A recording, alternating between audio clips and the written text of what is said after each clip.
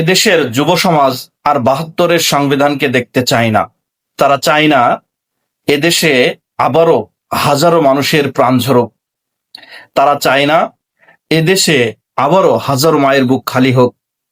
তারা চায় না এদেশে আবারও হাজারো পিতামাতা তাদের সন্তানকে হারিয়ে দিশেহারা হয়ে যাক। তারা চায় না এই বস্তা পচা সংবিধান দিয়ে দেশ পরিচালনা হোক। তারা চায় দেশটা আপডেট হোক, দেশের সংবিধান আরো শক্তিশালী, আরো মজবুত হোক, এবং এমন সংবিধান হোক যে সংবিধান শুধু জনগণের কথা বলবে, যে সংবিধান শুধু মানুষের অধিকারের কথা বলবে, যে সংবিধান শুধু বাংলাদেশের কথা বলবে, যে সংবিধান শুধু কৃষক থেকে শুরু করে চাকরিজীবীদের কথা বলবে, যে সংবিধানে আর কোনো মায়ের বুক খালি হবে না, যে সংবিধানে আর কোনো পিতামাতা তার সন্তানকে হারাবে না, যে সংবিধানে আর কোনো আত্মনাদ থাকবে না, যে সংবিধানে আর কোনো দুর্নীতি থাকবে না, দুর্নীতি করার সুযোগও থাকবে না। এরকম সংবিধান এদেশের ৭১% যুব সমাজ তারা দেখতে চায়।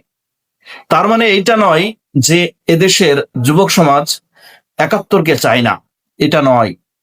এদেশের যুব সমাজ ৭১-কে বুকে ধারণ করে, লালন করে, পোষণ করে। ৭১-এর প্রতি এদেশের যুব সমাজের আবেগ এখনো রয়েছে, এবং এটা কখনোই এদেশের যুব সমাজের বুক থেকে মুছে ফেলা যাবে না। কিন্তু এদেশের যুবক সমাজ চাই আজকে ২০২৬ সাল, দেশ অনেক আপডেট হয়েছে, মানুষ এর জীবনযাত্রা অনেক পরিবর্তন হয়ে গিয়েছে, অনেক নিয়ম কানুন আছে যেগুলো পরিবর্তন করার প্রয়োজন এসেছে, আবার অনেক নিয়ম কানুন আছে যেগুলো সংযোজন করার সময় এসেছে। এজন্য ৭২-এর সংবিধানকে তারা আপডেট করতে চায়, ঢেলে সাজাতে চায়। এখন এইটাকে যদি সরকার বুঝতে না পারে, জনগণের দাবি, জনগণের ম্যান্ডেট, জনগণের আকাঙ্ক্ষা, জনগণের চাওয়া পাওয়া যদি সরকার বুঝতে না পারে, তাহলে এখানে সরকার ব্যর্থ হয়ে যাবে। কারণ যুবক সমাজ এখন অনেক সচেতন, যুবক সমাজ এখন অনেক সতর্ক। যুবক সমাজ চায় আমরা বারবার যেন এদেশের যারা ফ্যাসিস্ট হয়ে ওঠে তাদেরকে যেন বারবার দমন করতে, তাড়াতে আমাদেরকে যেন বারবার আন্দোলনে না নামতে হয়।